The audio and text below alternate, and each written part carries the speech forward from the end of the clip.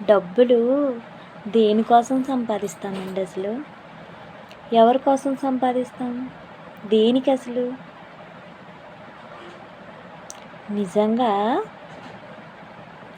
ఓ మహాతల్లి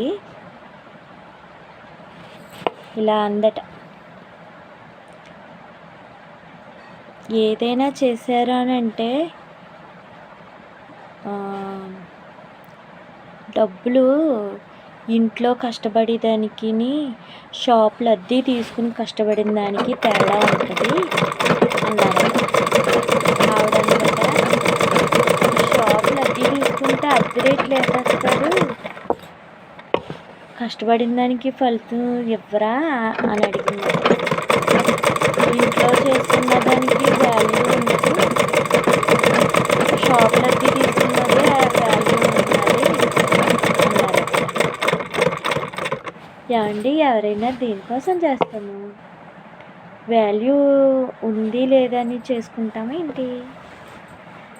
అంటే ఎదుటోళ్ళు వాల్యూ చెప్పేంత ఇదిగా ఉంటున్నామా?